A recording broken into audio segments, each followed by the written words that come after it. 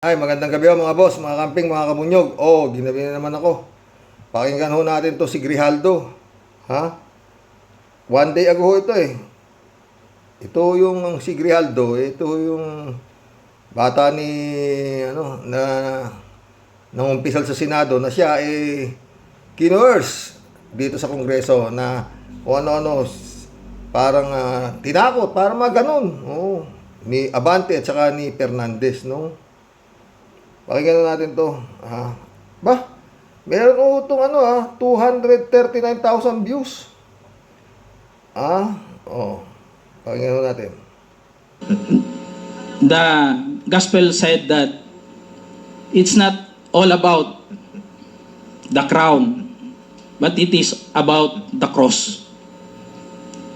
It is not Para alam nyo mga pre, mamaya biho tayo ng komento dito sa Grijaldo na to, no?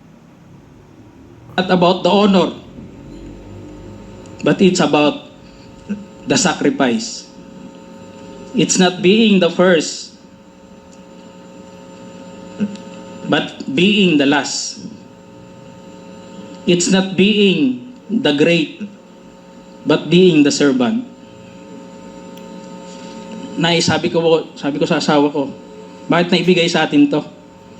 We have to and to sum up that, Your Honor, ang sinabi nung pare, sabi niya, it's not about the experience. Because yung experience kasi natin sa buhay, it may be good or bad. But it's all about... Sabi ni Congressman J.J. Suarez, kasi yung tinanong sa kanya, tungkol doon sa kanyang ginawang binasa niya sa Senado na kanyang affidavit, yun ho ang tanong ni J.J. Suarez sa kanya. Doon siya tinatanong. Ito ang sinagot nitong si Grijaldo sa gospel. Kung ano sabihin, parang may tililing.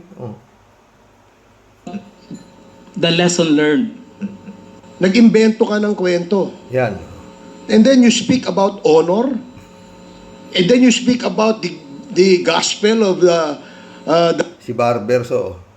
that was given to you by a priest, talking about honor, and which alam mo ba kung bakit mayroong honor?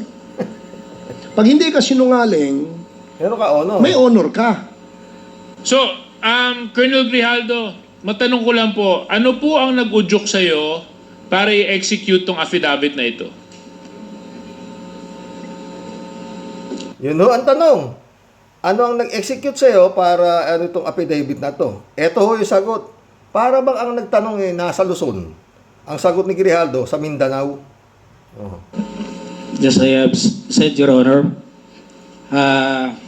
during my opening statement in the Senate, it was Tuesday. We have a hearing here on Tuesday, and we ended up on the Wednesday on the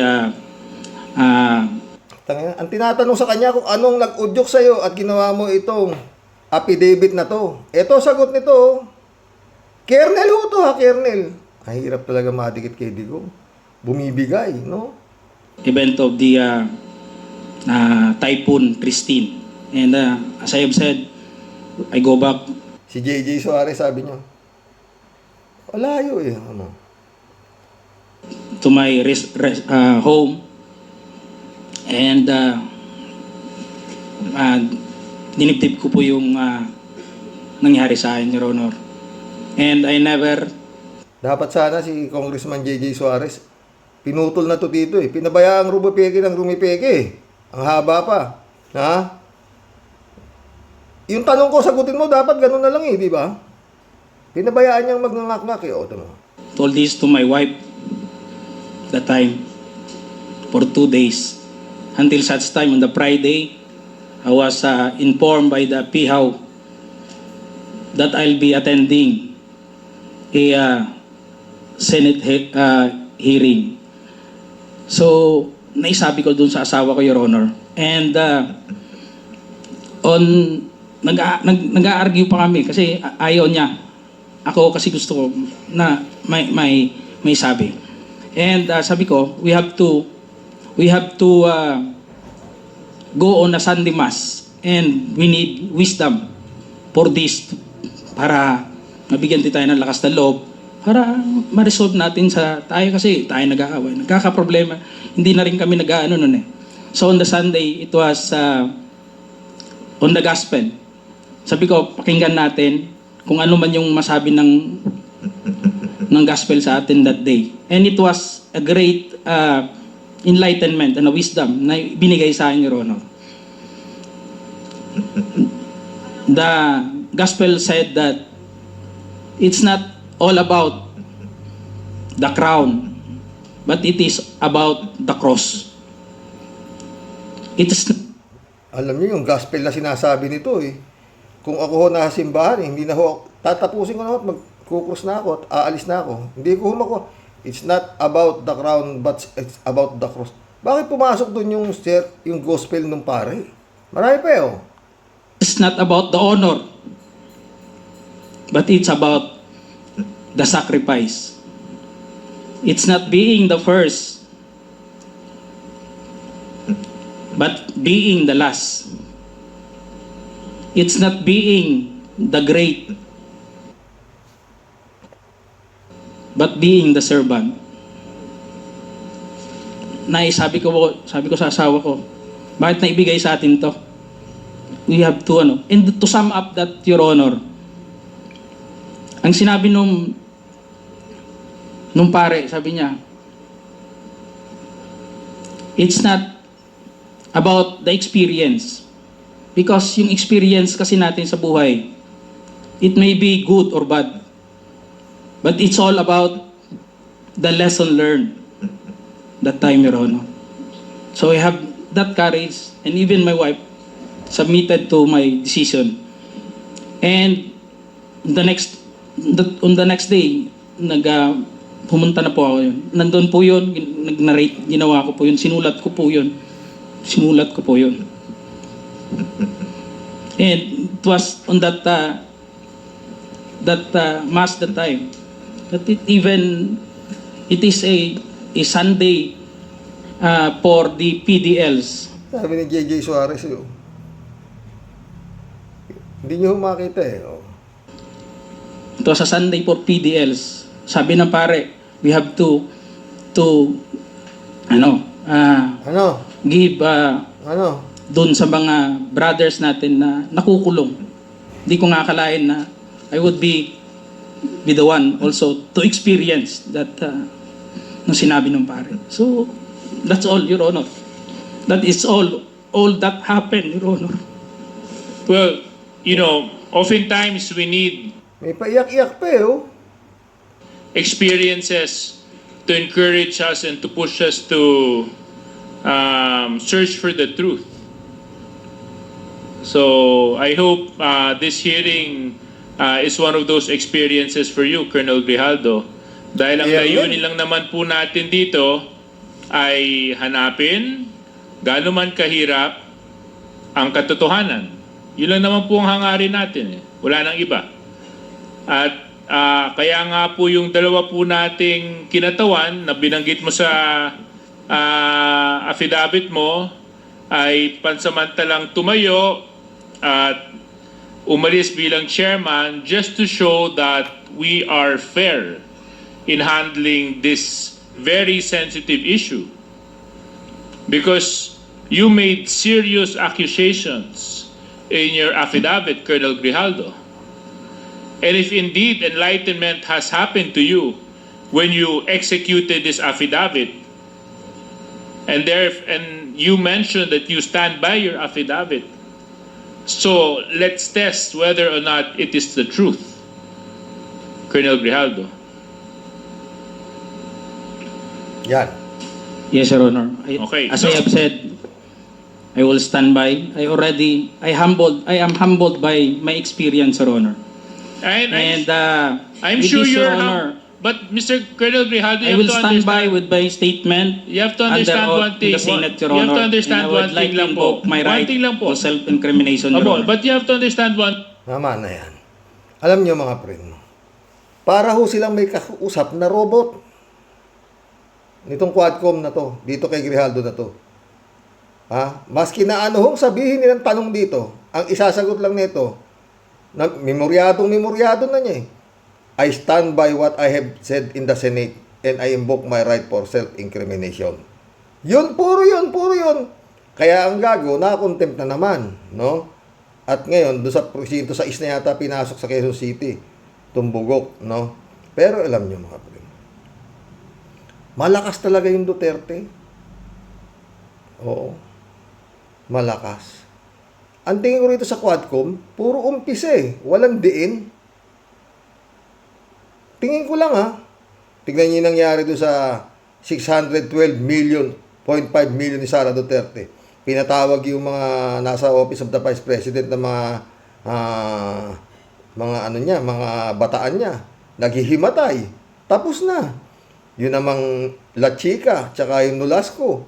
Nung pagdating na sa kanila, padiin na eh. Sila na isasalang eh. Biglang sabi, hindi na namin i-interviewin yan kasi nagalit nga si di ba, si Congresswoman Franz Castro. Ba't hindi niyo ipatata? Kasi iniimbestigahan ng AFP, baka sabi ni Chua, di ba?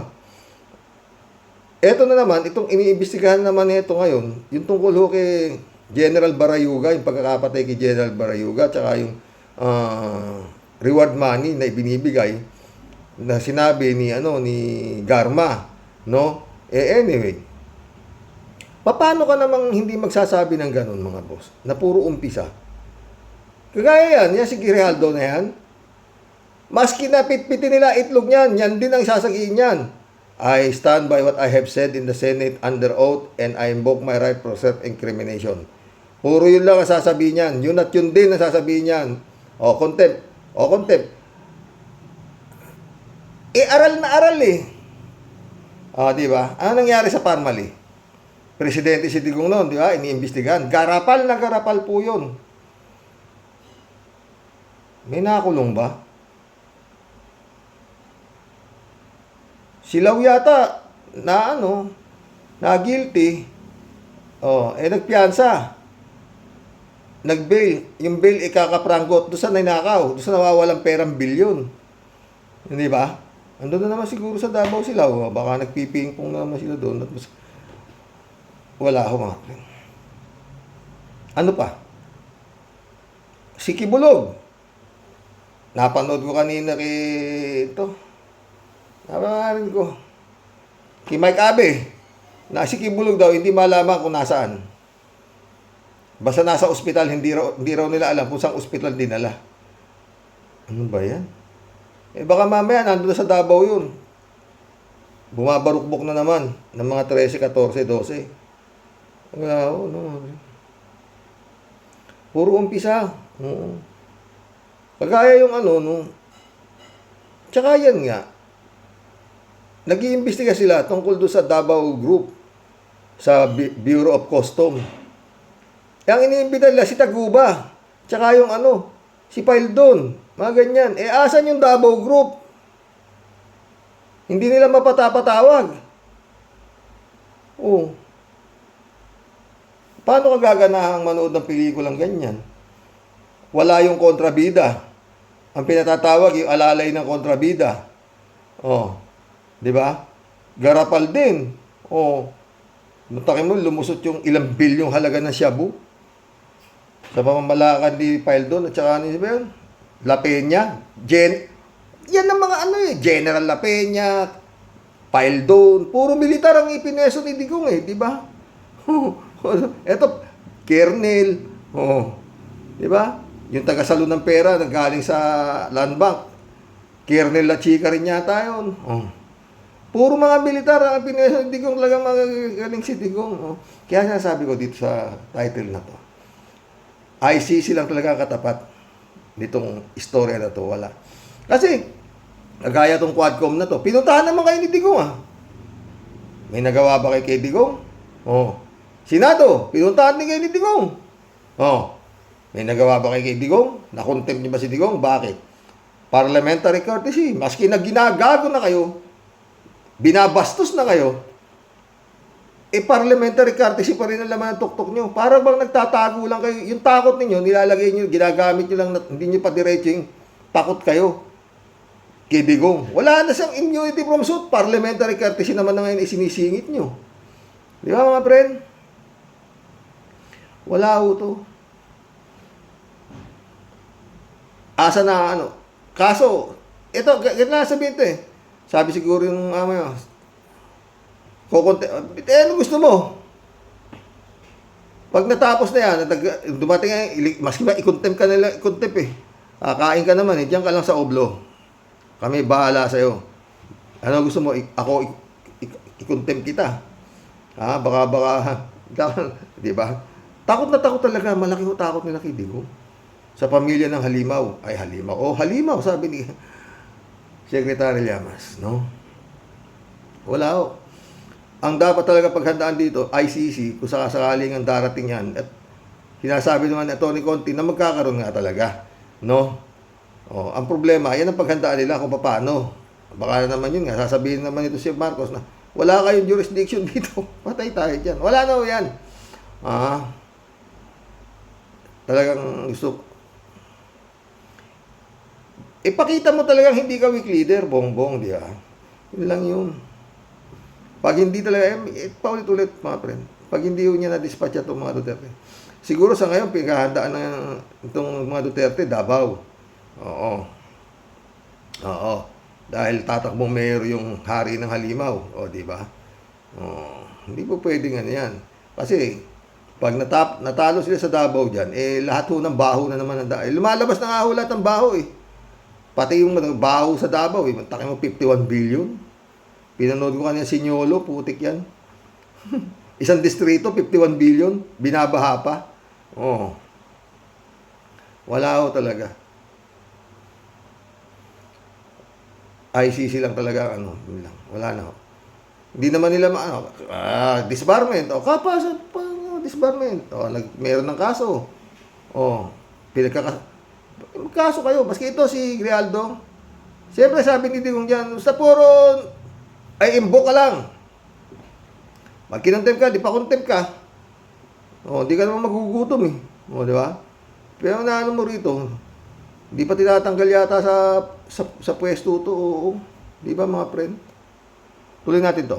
Colonel Grijaldo, okay lang po yun kung para sa'yo. Ang problema ho, ang dami mong dinamay eh. Kung para sa'yo lang yon, hindi sana natin gagawing issue to eh. Ngunit ang idinamay mo dito ay mga taong walang kinalaman o mga inosente. Paano naman po sila? Paano naman po yung mga karapatan nila? Paano naman po yung boses nila? Paano naman yung katotohanan nila? Hindi pa po natin sila pahahalagahan dahil panghahawakan lang natin yung sinabi mong enlightenment mo? But they have their own rights too, Colonel Grijaldo. Tama po ba ito, Colonel Grijaldo?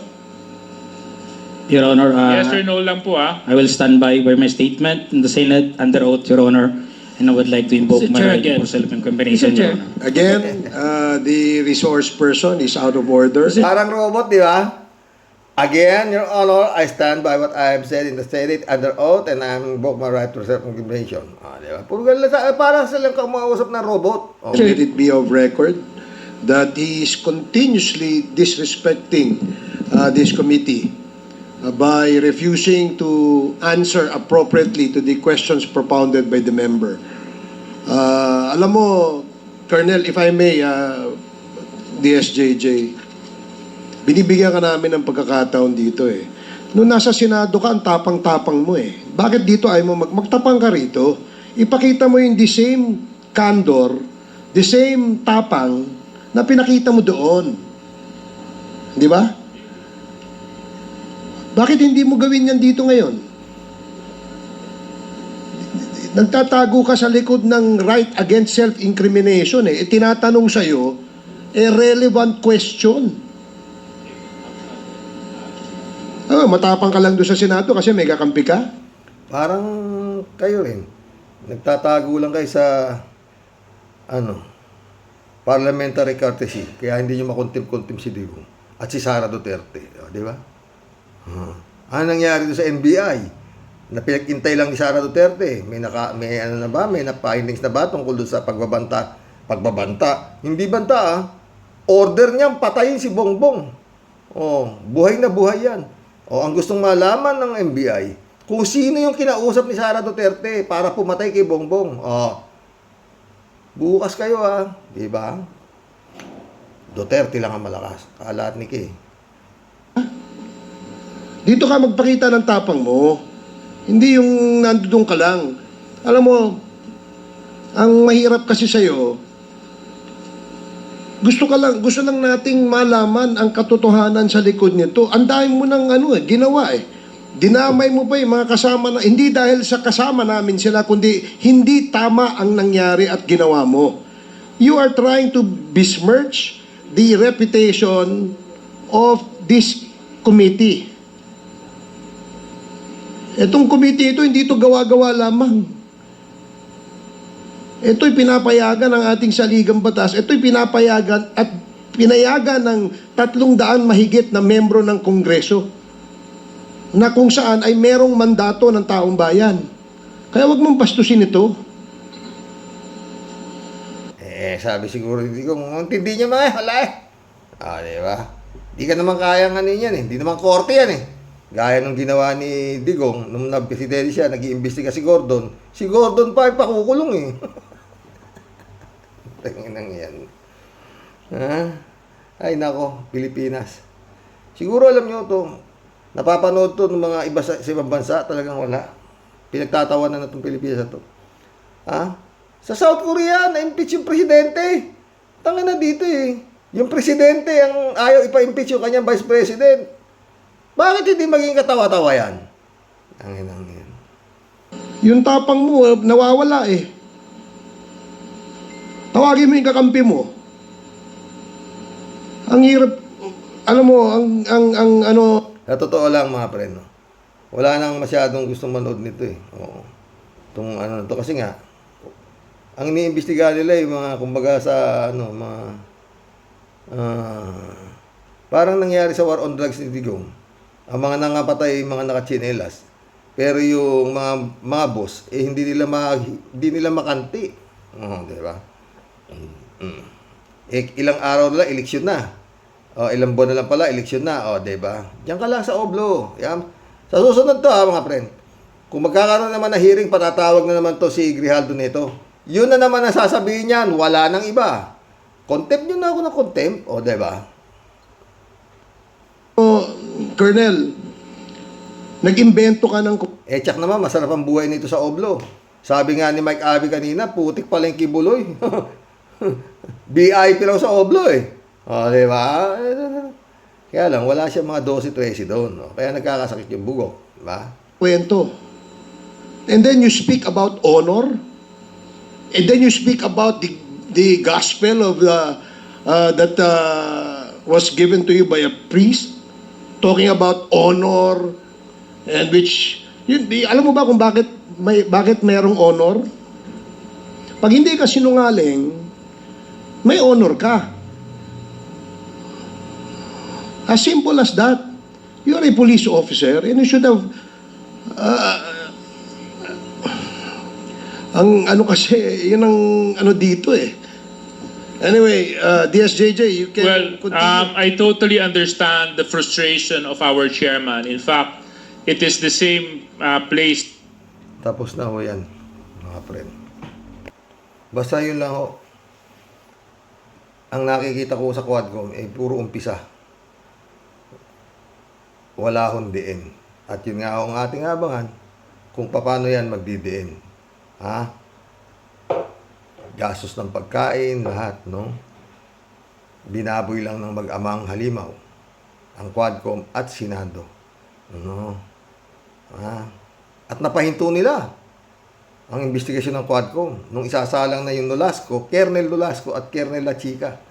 Yun yung tagasalo ng milyon-milyong confidential fund ng Department of Education at saka ng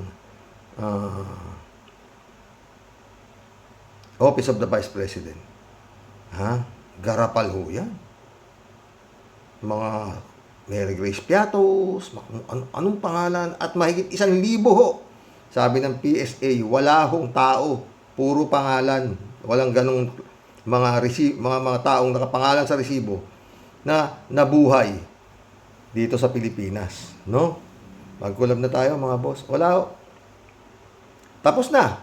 Anong nangyari sa investigasyon kay Sara Duterte? Ha? Oh. Ano yung nangyari doon sa sinampang kaso ng pulis? Doon sa kay La Chica. Dahil parang binastos siya. May nagsampang pulis eh. Oh, ano na nangyari? Marami na hong kasong nakasampa dito sa mga grupo ni Duterte. Ngunit datapat subalit, hanggang kaso lang, wala pa hong nangyayari. No? Maski si Trillanes, nagsampa na rin. Dami na sa... Wala ho, di ba? Kaya ICC na lang talaga. Ang problema, paano ang gagawin itong si Bongbong Excellency kung dumating na? Yun lang ho yan. Dasal, mga friend. Kulab na po tayo, wala eh. Talagang ganyan eh. Yan ang presidente. Siya masusunod. Di ba, Iglesia ni Cristo? Masunurin na Iglesia ni Cristo. Ayaw ni Bongbong eh. Kaya tutulong kami kay Bongbong eh. Dahil ang gusto ni Bongbong eh, huwag ma-impeach si Sara eh. Di ba? Lebrado de Dobigo, shout out. Blessed morning, Karoks, and to all warriors watching from Edmonton, Alberta, Canada. God bless and stay safe and healthy. Habang nariyan si Hello Garci nang kumulekta tapos ang eleksyon, malinaw pa sa sikat ng araw, baliw. Pwedeng tumakbo, matinong kandidato, nuisance. Ano ba yan? Baka walang pera yung matino, yung baliw meron. Kalat ni Baya, shout out.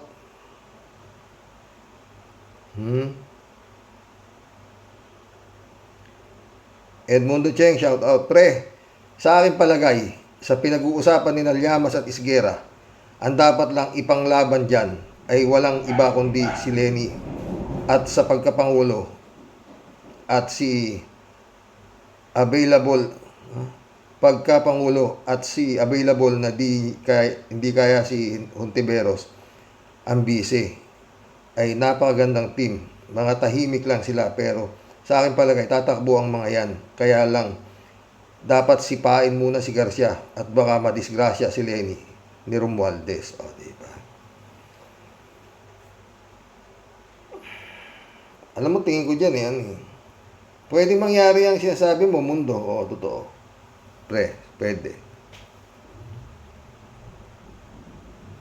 Kasi labasan na ng labasan ng baho itong dalawa eh. Kumbaga sa karera ng kabayo, nangarera ka ba, friend? Ako nangarera ako, matagal ako eh. Oo, bata ako. Diyan ako kumuha ng pambaon sa eskwela, sa karera ng kabayo. Kubrador ako. Para ba nakakita ka ng dalawang outstanding favorite eh. Naglulutsaan, paluan sila. Pero eto na ngayon, manggagaling sa likod oh. Eh mahaba ang karera, 2028 pa. And finally, Comelec, butik yan.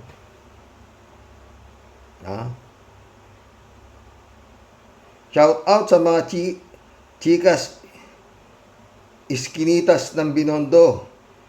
Miss you, love you all. Patay tayo dyan, Luisito Season, shout out. Welcome to the club. Huwag na tayong umasa. Huwag na tayong umasa pa. Mauulit lang din ang nakarang halalan sa darating na eleksyon national. Pera ng China ang magwawagi. Kalat niyo, sili. Kaya nagkakaganyan si Paring Blenglong kasi walang bayag. Yan ang malasili, kaliit, antiti. Patay tayo dyan. Ganun ba yun?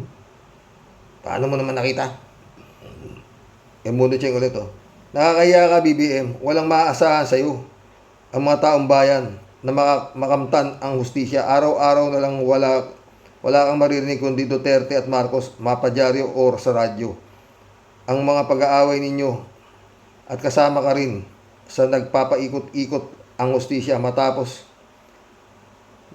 na ang Batang Quiapo pero yung teleserye nyo ni Duterte at ikaw walang katapusan kundi sa hayop na si Garcia. Hindi natin sasapitin itong buhay na ito. Kung si Leni ang nakaupo at totoo naman na siya ang nanalo at sa kasaysayan ng Pinas kung gaano karami ang suporta kay Leni. Totoo, hindi ba sa suporta ha? Mundo Cheng ulit, oh. Walang imposible kung may pera ka sa Pinas. Ikaw ang batas, lahat kaya mong bilhin hanggang sa kataas-taasan ng hukuman ay sa iyo. Lahat ng mga politiko ay nagtatakipan ng mga baho, di ba? Talagang Mundo Cheng, politically rin, nakatutok din siya. Parang sila lahat naman tayo, di ba? Mary Ruiz, shout out. I believe BBM is focusing on the most serious problem, the West Philippine Sea. China is shrewd to claim what they don't own. Get ready, Philippines. O, diba? Kaso nga, Mary Ruiz, unahin niya muna si Digong. Yung China. O, hindi naman talaga kaya eh. Puro na lang,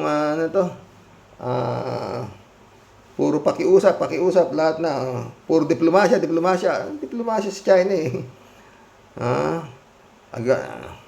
Batok-batokan nga yung kumbaga sa ganyan. Pag ikaw hindi ka kumasa, habang buhay kang babatok-batukan yan. Di ba? Ganun lang yan. Ang mundo ulit, walang katapusan ang bangayan ng mga kupal na yan. Sina Digong, Nalutang at Dibongbong na bangag, parehong may baho. Mundo ulit, pag may nakalusot sa mga senador ni Digong, dapat nang gilingin ng buhay si Garcia. Kasi Kibuloy, manalo pa yan eh. Mundo Cheng ulit, away ng lutang at bangag na walang katapusan. At parehong namang may mga sayad, patay tayo dyan. Sumagot si Kalat, ay talaga lang boss, ang sarap kapunin ng mga putragis na yan. Malat po tayo, mga friend. David Alvin Mendoza, good evening po, Karox. Hi, sakit po talaga ng dibdib maging Pilipino. Ewan sa iba nating kababayan kung bakit alam naman nila na walang kakayahan ang ibang kandidato na mamuno sa ating bansa ay binoboto pa din at nagna-number 1 pa. Marahil po ay hindi talaga sila seryoso sa buhay nila at wala silang pakialam sa kinabukasan ng kanilang mga anak. Tama ka dyan, David. Hindi naaabot ng isip nila ang lumulobong utang ng Pilipinas at damay-damay lahat pati mga kaabu-apuhan nila. Dapat po laging may nagpapaalala sa mga Pilipino, lalo na yung mga kapos sa pag-aaral at kung ilang henerasyon o saling lahi ng mga Pilipino ang magbabayad ng utang ng Pilipinas dahil lang sa pagnanakaw na ginagawa ng mga opisyalis natin sa gobyerno. Yun nga ang problema, David. Tama sabi nung isang subscriber ko, lasunin ng tanga.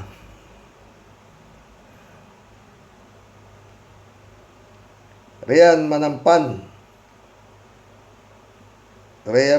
shout out. PBBM solid supporter here, watching from Bacoor, Cavite. PBBM lang, sa Kalam. Yeah. Sumagot si Kalat niyo. Yan ang sinasabi ko, PBBM lang ang malakas. At astig pa, ayos. Sabi ko na nga ba eh. Get well soon, Mama Bear. Bless you, sabi ni Kalat ni. Lapit na, friend. Katarata ang opera sa kanya. Buti lang, hindi naging sa retina. Salamat kay Lord. Totoo. Tik yan. Kasi nung inoperahan yung isang mata niya sa retina, siguro, maabot siguro mga 4 months na nakasara yung niya. Yung may tapal na ganyan. Hirap na hirap siya. Kaya buti ngayon siguro mga ilang buwan lang, katarata lang eh. Oo, hindi masyadong mabigat, no? Sabi nung retinopathy na doktor, no? Yung Mundo Cheng ito, huwag kayong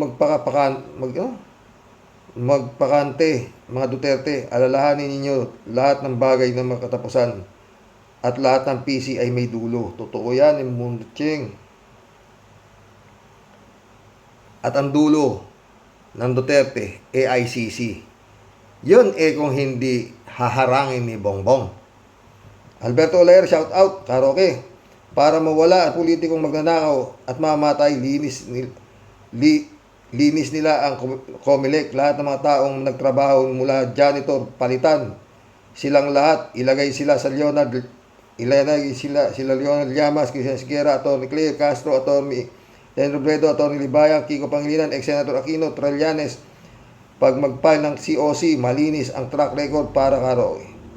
Diba? Totoo yan, Alberto Ulaer. Kaso hindi nga ganun kadali. Ha? Disbarment nga lang itong mag-amang halimaw, hindi pa kayang gawin eh.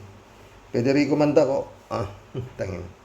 Karox, hindi ko muna pinanood ang Quadcom. Baka wala ding mauwi yan. Sabi nila, wala na daw oras para sa impeachment. Eh ano ba? Yung oras na yan na sinasayang nila. Dapat yung oras na yan, ginugugol nila sa para impeachment procedure. Eh walang nag-umpisa na naman sila ng bagong yun na. Nag-umpisa na sila ng bagong drama na naman. At pagdating sa climax, biglang hihinto na naman. Gaya nung tumbok na si Corla Chica at Lulasco, sa pinali, parang madidiin na si Sara, biglang nagsalita si PBBM na wag daw impeach si Sara. Ayun, parang apoy na binuhusan ng tubig, na wala at tapang ng biglang-bigla na adjourn na si Congress Chua ba yun? Hindi daw kailangang ipatawag sila Chica at Lulasco. Kasi may sariling investigasyon na daw ang AFP. Ang tanong, anong mangyari sa investigasyon ng AFP kung meron man? Nakaka-disappointed na talaga. At itong si Kuya Cesar Este Velasco ng Kongreso, inupuan lang yung 3 impeachment complaint. Hanggang ngayon, yata nasa opisina pa niya. Hindi pa natatanggap ni Martin. May bulong-bulungan daw na may pang-4 na iniaantay pa daw. Ay, mga engot na tao to. Hoy, hindi lahat ng tao mapapaikot nyo. Init ulo ni Federico. Tama ka, o diba? Ngayon ko lang nabasa yung comment mo, sa totoo lang. Yung sinasabi ko, diba? Puro umpisa kayo sa Quadcom eh. Wala kayong diin. Ben Torres, shout out. Kapal ni Digong. Kapag si Digong ay nakuha ng ICC, napakalaking sindikato ang mabubuwag ng number 1 criminal ang mapaparusahan. Yan nga aantay natin, Ben Torres eh. Ben Torres ulit. Lahat ng problema sa Pilipinas ay nagmula lahat kay Digong. Ang laki ng nagagastos ng gobyerno. O, diba? Pelabo, shout out. Dapat si Lenny itapat kay Pusit.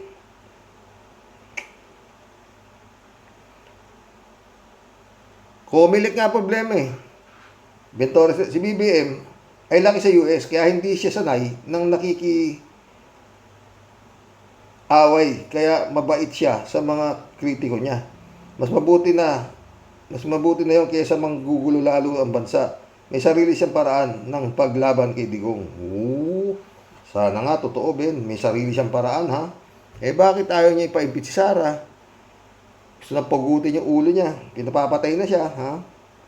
Pelabot ulit Kung di lang dinaya si Lenny, siya na sana ang presidente. Nasa Comelec yan. Minaniobra nila lang ng Comelec. News analysis, welcome to the club. Mismo correct, sabi niya. Sumagot si news analysis. Luisito Season, welcome to the club. Si BBM masyadong matamlay. Parang totoo ang bansag sa kanya na weak president. Sa pagiging bobo niya, mananalo pa rin si Taray Sara. Anong mang oras o panahon? Yan ay dahil na rin sa tulong ng mga sekta katulad ng Iglesia ni Manalo at Iglesia ni Kibuloy. Sabayan pa ng born again na isama ko sa pati si dating daan. Kaya para sa akin, ang Iglesia Katoliko lamang ang tunay na nagmamalasakit sa bansa natin dahil mga pari lamang ang lumalaban dito kay Digong nyo. Sang-ayon ako sa iyo, Luisito. Welcome to the club, sabi ko na nga, diba? Elizabeth Iscareo, shout out. Good evening, Sir Rox. Iba talaga mag-isip ang ibang Pinoy kasi nga kulang sila sa kaalaman at walang paki sa mangyayari sa ating bansa. Kung tama o mali ang pinipili nilang magiging leader ng ating bansa. Una sa lahat, ang sarap siguro ng buhay ngayon. Wala silang oras mag-isip ng tama o mali. Sige-sige lang. Basta sikat, mapera, makikinabang sila, ayos na yon. Walang dapat sisihin dito kundi itong mga Pinoy na walang utak at walang pakialam sa nangyayari. Hay, kawawang Pinoy. Basta tuloy ang It's Showtime. At saka Tito Big and Joey. News analysis ulit. Good evening po, Sir Rox. Newly subscribed. Sabi po nyo. Ba't matagal na akong viewers? O, salamat, news analysis, ha. Welcome to the club, sabi ni 3JC po. Friend Sherby sa Peda, shout out Tia Deli. Ano ba, ha? Namimiss ka na namin talaga, totoo. Christian Sen, July 7, Alcantara, shout out, ha. Dolor Garcia, friend Ami Bingson, shout out. Evans Calona, shout out, ha. News analysis ulit, oh. Napanood ko din yung during the live yang si Professor Christian Esguerra. Dami nga pong mga dumi doon. Pinagbabacuum ko. Di ko rin po tinapos yan. Kasi Mr. Llamas noong ko pa po napapansin against siya kay FBP, Madam Lubredo. Dinownplay niya ito. Di po pati ako agree sa kanya. Naturingan dating Presidential Secretary ni President Ninoy Aquino. Oh. News analysis ulit ito. Di nga lang po alternative ang capability ng dinayang real President Leni Robredo. Everything nasa kanya. She's perfect para pamunuan ng Republika ng Pilipinas. And yet, what happened? Because of mga mandurugas na nasa Malacanang and mga ka-unitives, siya nila kalunos-lunos. Disaster terrible. As in, talagang dilubyo ang nangyari last summer of 2022 dayaan. Ted ulit, oh. Ano naman to si Ted? Ang mahirap sa mahirap na politiko ay pera. Mabuting tao nga silang politiko, ngunit ang kinikilala ng Comelec at nakikilala ng tao ay yung maperang politiko. Sa Comelec, may panglagay sila. Sa mga tao naman, nakikilala isang politiko dahil sa kanilang paglilibot para makilala sila ng madla. Meron din silang panggastos sa tarpaulin, may panggastos sila sa commercial sa TV at radio. Ang mahirap na politiko, kaya sila di manalo, ay makilala ng publiko dahil wala silang panggastos tulad ng mayamang politiko. Hindi sila marunong magnakaw sa kaban ng bayan at hindi sila marunong mandaya at bumili ng boto ng tao at boto ng Iglesia ni Cristo. Maliban na lang palitan ang sistema ng eleksyon at burahin ang Comelec sa ibabaw ng lupa at ikulong si Garcia para sa ganon, wag makatakbo sa pagiging presidente ito. Marami ng pera ang nasikwat ng diablong ito. Marahil dyan gaganda ang ating gobyerno. Sana nga, Ted, kung pwede lang. Diba? Ha? May nagpanukala na yung mga korap na politiko raw, firing squad sa Luneta. Putik yan, di wala nang nag-apply ng politiko. Diba? Shelly Jason, shout out. Ay, naku, Karox. Hanggat hindi matino ang Comelec, wala nang nangyayari sa Pilipinas. Hindi maaalis ang makurap na politiko sa atin. Kasi nung matitino nating mga politiko, walang chance na manalo. Wala kasi silang pambili ng boto.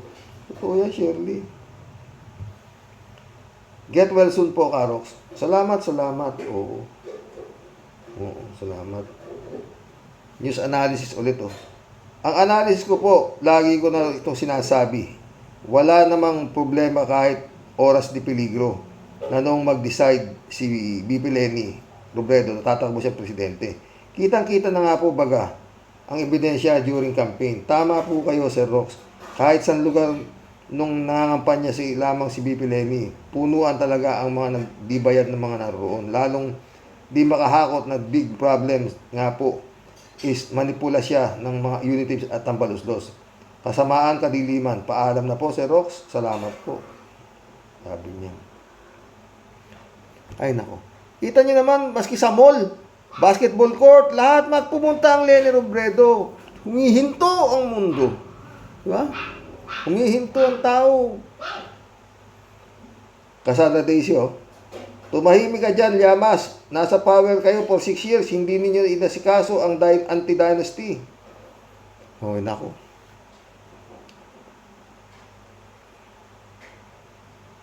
Sang-ayon ako sa iyo, Cassandra Daisy. Bakit nga ba hindi nyo naayos, Cassandra Daisy ulit. Shut up, Llamas. Hindi nyo alam na si Ochoa, na executive secretary ni Pinoy, ay makasosyo sa lawyer corporation ng mga Marcos. Kayo rin ang dahilan. Kaya all the while, May malakas na koneksyon ng mga Marcos.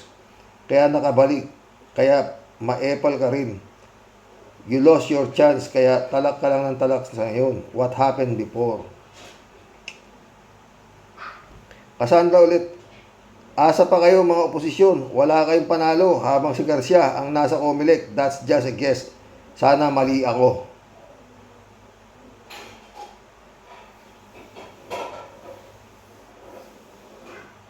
Sana nga mali ka. Pero, your guess is as good as mine. Cassandra Daisy ulit. Sabi ni Toto Kausing, talo na ang Comelec sa Supreme Court. 7 ang TRO na mali ang Comelec sa pagka-disqualify ng mga ito. Cassandra Daisy ulit. Si Bong Revilla ay under basa balota ng Comelec. Pumayag si Garcia, naging Bong ang last name ni Revilla. Kung totoo ito, per Maharlika, kurap na talaga ang Comelec. Tagal na. El Mundo Cheng, now showing Lutang versus Bangag, still showing for many months. No need ticket. Patay tayo dyan. Saan ba palabas yan? Concepcion Barce, welcome to the club. Balak ng Comelec, ipanalo si Kibulok. Sana bantayan ng kilos ng Comelec, lalo na yung Garcia na yan. Huwag na sanang mangyari ang ginawang Pandaraya 2019 at 2022. Ay nako. Jason Ramos, welcome to the club. Norman Mangusin, Tatay Rox, patay tayo dyan. Wala na yan. Pero balita ako, tumatakbo raw ng gobernur Kaya lang Linusens candidate. Jan Dimango, my friend, shout out. Long time no see friend Jan. Karox, good day to you. I'm busy expressing my comment on issues being discussed by my favorite commentators and bloggers like Prof. Sierra Magno, but Ronald Llamas, Vicious Guerra, sometimes with Attorney Libayan, Enzo Recto, and Toto Causing. I don't favor any of the Marcoses, Dutertes, Tulfos, Rimullas, Caetanos, Villar, Trapos, and all politician dynasty. Pumapanig lang ako sa mga katotohanan. May kakayanan, integridad, at malinaw na vision para sa bayan. Ang problema nga, friend, maraming tanga. 100% agree, sabi ni 3JC Hupo. Braveheart, shout out. Karox, si Walden Bello po sinasabi. Oo, si Walden Bello. Di ba nagwawala si Walden Bello? Para tayong mga gago rito. Debate tayo ng debate. Yung mga nangunguna sa survey. Hindi ayaw umatin ng debate. Si Walden Bello. Oo. Tuloy natin. Si BP sa debate na di sumisipot. Si Sara Jim Potpot, packing shit daw yung debate na yon. At hinimok pa nga kapwa niya kandidato na magkaisa sila. Wag lang manalo si Sara. Persona ng grata na siya sa Davao ngayon. Oo. Yun nga muntik pa ipakulong Maril Pabianak, shout out ha. Good day po tatay sa mga ka-warriors. Lord forgive us. Lord protect us. Lord ilayo mo po ang bansa namin sa pagbagsak dahil sa mga kurakot na servant kuno. Lord guide us po na makapagluklok ng karapat-dapat sa leader. Yung may prinsipyo, matibay at maunlad na vision tungo sa kaayusan ng bawat isa. Higit po sa lahat, yung leader na may pananalig sa Panginoon at matibay loob na humarap sa tukso ng pagnanakaw. Amen. Amen, amen. God bless us po tayo at sa mga ka-warriors. God bless you po, Nanay Cecil. We pray for you. Salamat, nak. Oo. Ano na siya? Masaya na siya, nak. Hindi siya hindi siya ma-opera ng yung major operation, hindi. Minor lang. Oo. Kasi pag yung retinopathy, talagang major operation yun. Ngayon, dasal nga siya ng dasal. Tupad naman. Sabi ng doktor, hindi siya ma-operahan. Pero yun nga, yung katarata niya, medyo makapal na at yun na kaya para lilinaw daw mata. Siguro, by February, baka yun, kasi malapit na. Pero anyway, bukas na naman, balik na naman kami sa ospital. Kukunan na siyang dugo, yung blood chem na lahat-lahat. So, X-ray whatsoever. Preparasyon na para sa operasyon ng katarata. Ay, salamat kay Lord. 3J Shop ulit, oh. Si Rox, ano itong bumulaga sa YouTube? Sabi ni Ka Enzo, arrest warrant na lang ang hinihintay. Ano yan? Good news sa mga dudes na mag-a-abroad na sila sa Europe. Alam mo, 3J Shop, talagang darating yan eh. Ang problema, itong si Bongbong, yan ang malaking problema ng Pilipinas eh. Taka mo yung impeachment, tignan mo. Kung ano pinagsasabi. 3J Show pala to. Si Rox, ang galing ni General Grijaldo. Tama ba spelling? The best friend ni Garma, nabaligtad niya sila kong Abante at kong Fernandez. Hinaras daw siya. Pero nung lumabas na sa kwarto, sobrang saya. Sobrang saya pa at totong ngiti. Ganun pala ang nahaharas. Yun nga eh. Kaya nga wala naman silang pag-asa dyan. Maski napitpitin nila itlog niyan, yung din sasabihin niyan. I stand by what I've said in the Senate with under oath and I am invoking my right for self-incrimination. 3J Shop ulit to. Oy, Sir Rox, I'm so engrossed. I'm so engrossed sa mga ganap dyan sa Pinas. Kaya di kita nakakamusta. Masama pala pakiramdam mo dahil sa pagod. Ganun talaga, tsaga-tsaga lang, Sir Rox, para sa asawa mo. Dasal ang ating pag-asa at di tayo pababayaan ni Lord. Sinabi mo pa, lakas natin dyan. Pero Sir Rox, pahinga ka rin naman at inom ng maraming tubig. Okay, magsabi ka na ng totoo sa amin. Kapag di mo kayang mag-vlog dahil pagod, wag kang magtigas ulo, okay?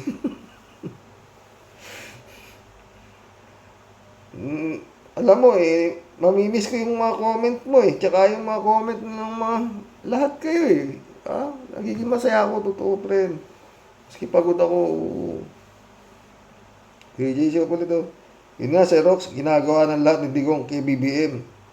No ICC, no impeachment, bilalahura, adik, pulburon, video, at maraming pang iba.